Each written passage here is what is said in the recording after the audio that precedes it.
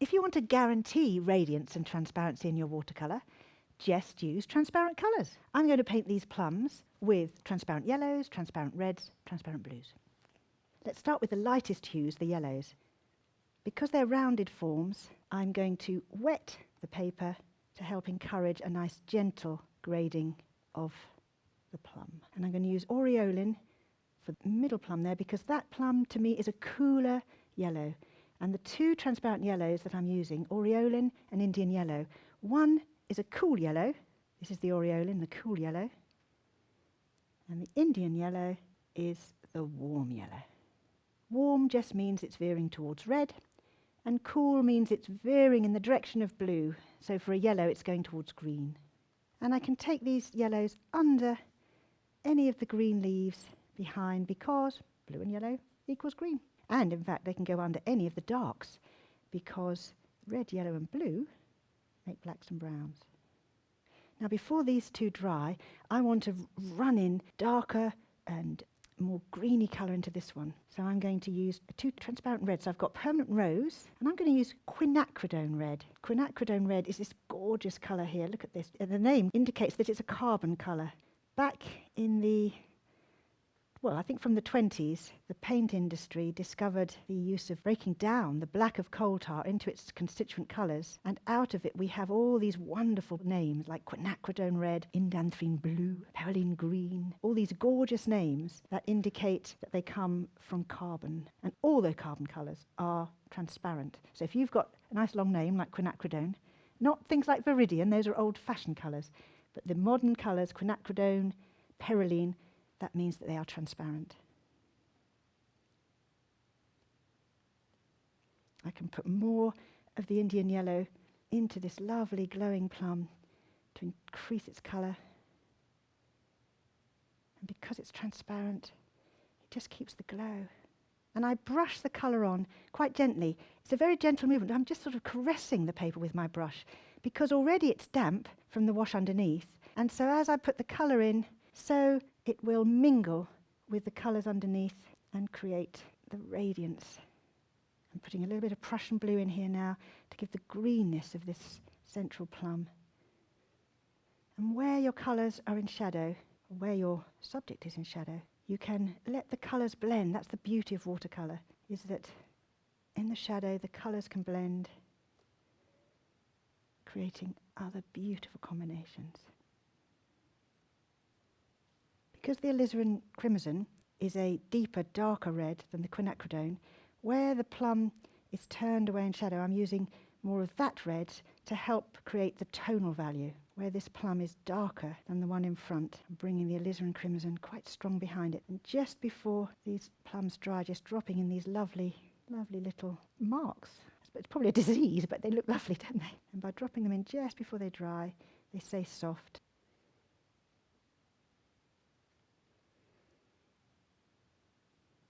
Shaping the light on top of the plum in the middle with the shadow of the plum behind. Just going to wet the plum again here on the left, as I did before. Just helps the colour run, helps the colour blend, I suppose you could say. And there's also some soft yellows in the background. When you're applying your colour, don't have it tinted water is not radiant blends. Make sure there's enough pigment in your mixes, especially if you've wet the colour already, because there's water already on the paper. My Indian yellow now to warm up the cool yellow of the aureolin. In fact, this can go right across that leaf, can't it? Because that leaf's a dark green. Green's in the background here, lovely green leaves in the background there, but they're lighter than the plum. But remember, when you look at a painting, what you see first of all is what matters, because as you paint, you see more and more. Keep everything simple and direct. Don't get carried away with too much detail. You can often lose a watercolour by just giving us too much information. What you first see is what the watercolour is about. I always think it's the glowing shadows that really benefit from the radiance of watercolour, because you can put strong colour in but actually not have to darken it with greys or anything like that. Or you can let the colours blend and become greys. So here I'm going to now put in some Prussian blue, so it's just blue going in to the orangey yellow. So long as you don't sort of scuff it too much on the surface, you get radiant blends. The beauty of transparent colour is that because it's dark in its concentrated form, it's ideal for mixing darks. Now look at this lovely dark. This can mix. This is the red, yellow and blue together for the stem. Let's wet the stem with a pale yellow. And it comes through here. And then it's pinky. Ooh, let's use some of the red to come down here. And now let's use our dark colour to paint the stem. Beautiful dark colour. And they're clear, radiant darks, aren't they? Because they are made with the transparent colours. It goes behind that one there. I like that little stick of the stem there. And where it goes behind the other plum, we'll just darken the colour so it feels like it's in the shadow. Darken it under there. And now let's paint the leaves. And we're going to use Prussian blue, our transparent blue, and I'll have to go over here again because I've got quite a lot of paint on this palette already. We'll start with these ones around here because these are very blue. So this is the pale version of them first of all, because it's just like with the others, we're sort of wetting the surface with the colour so we can drop the colour in to keep the radiance. And I can vary the colour of the green by the hot yellow with the Prussian. So this is the Indian yellow and the Prussian together to make a less bright green. So I'm just varying my greens, using the dark of one leaf to bring out the light of the leaf in front. And I'll just carry on painting these leaves.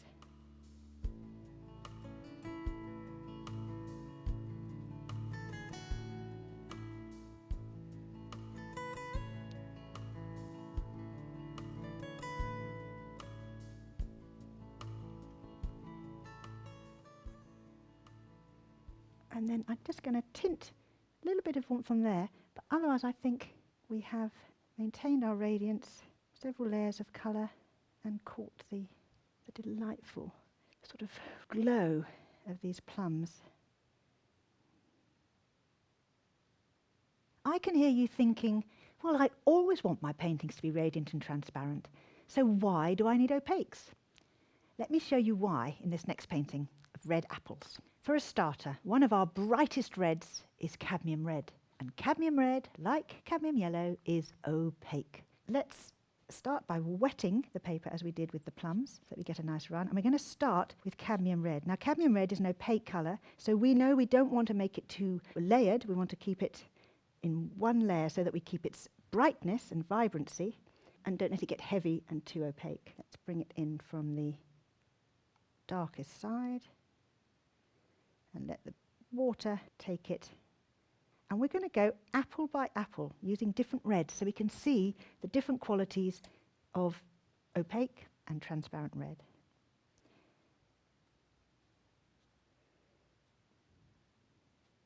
Again, we have to create form, so I'm going to use alizarin crimson to darken up the red on the shady side and run it into the nice wet wash and let the colour run. I'm working on khadi paper, and khadi paper is a nice rough paper. It's made from longer fibred cotton, and it stays wet longer, so it gives you a bit more chance to play with wet in wet. And as we're having a bit of a play, we need a very forgiving paper.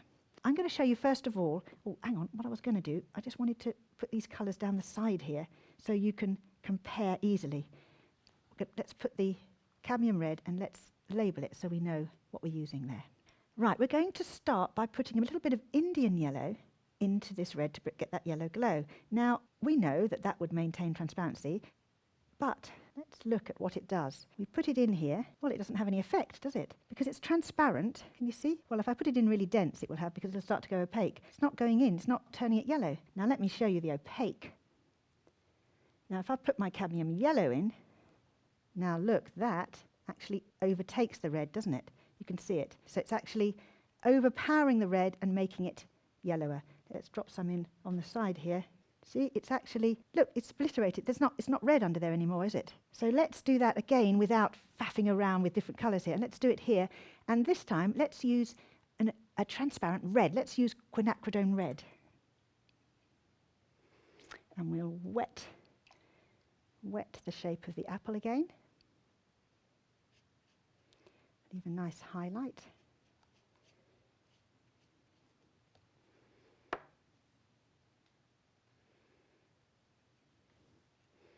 come in from the shady side.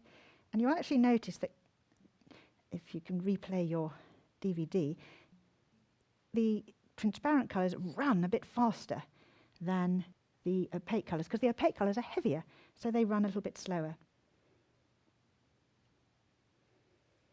And we'll darken it up with our alizarin crimson again to get the tone. And this time we'll go straight in with our cadmium yellow. And now we've got that nice glow of yellow. And what this does is it yellows it, but it doesn't make it too light. So it covers the hue, but we haven't lost the darkness of the tone on that side. And then we need the little core again. And we want a dark, so we'll use our Prussian. We'll use transparent colours, use our Prussian and our transparent yellow and our transparent red to make a nice dark for the core. Now we're playing with reds. Let's see what other reds there are. Windsor red is also a transparent red. It's similar in hue to cadmium red. So here is Windsor red, lovely transparent red. Again, we're going to wet this little fella in the middle here. The little apple is in the shade, so we can't really see the yellow, the hint, so maybe we won't even bring yellow into this one. And now the transparent red, Windsor red, running quickly, isn't it? Because it's transparent. Keep it light on the lit side. And once again, we'll use our alizarin crimson to darken up the shady side of the apple. And it's very dark, so let's put a tiny bit of Prussian blue in there, just a tiny bit. We know how intense Prussian blue is, but we know it can darken up because it's a transparent colour. Let's put a tiny bit of Prussian blue so that we can see a differentiation between the two apples. That is a tiny bit of Prussian blue, and look how strong that is. This little apple over here is a bit more orangey, so let's try Scarlet Lake. Scarlet Lake is a semi-transparent colour. And we'll dampen our apple once again. First of all, we'll get our form, and then we'll drop in a bit more water that way. This apple is darker than the one in front of it, so we can come behind it and into the little dip where the core is. And there's a leaf in front there, so we can't really see that. We'll put a leaf across there. We'll just do that little bit of core before it dries. Just get it in there. Let's put the alizarin crimson in here to make sure it's darker than the apple it sits beside. And then let's drop the cadmium yellow in so that it gives it the yellow glow. Let's put cadmium red together with permanent rose, because that way you can make cadmium red into a transparent red. In my normal palette, I carry 2 yellows, 2 reds, 2 blues, and then a few sort of browns and earths. And the 2 reds I carry are cadmium red and permanent rose, because with those 2, I can get both the brilliance coming from the cadmium red and the transparency, permanent rose, mix them together and give myself a transparent red.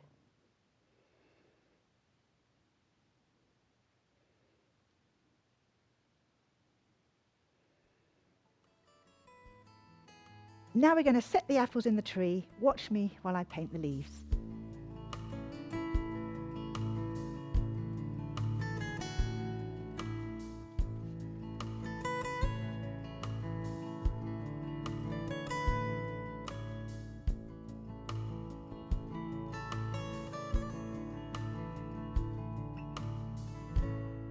If I want to make a really rich, deep dark, I need the transparent colours. I want to get real darkness underneath these apples here. So I'm going to use the Prussian blue and the alizarin crimson to make myself a lovely mauve. In fact, I'm going to put a bit of permanent rose in as well, I think, just to keep it nice and warm. And this, you can see the sky's coming through in part, but I want to make this darker than the apples so that the apples glow against the darkness.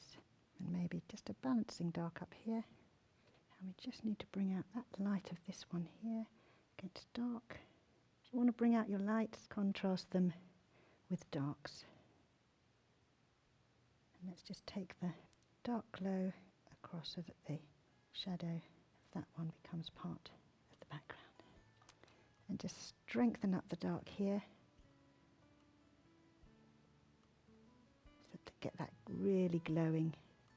The stronger these darks, the more the reds will glow. So you can see from this painting that the layers of overlapping washes make many more hues and tones from the few colours chosen.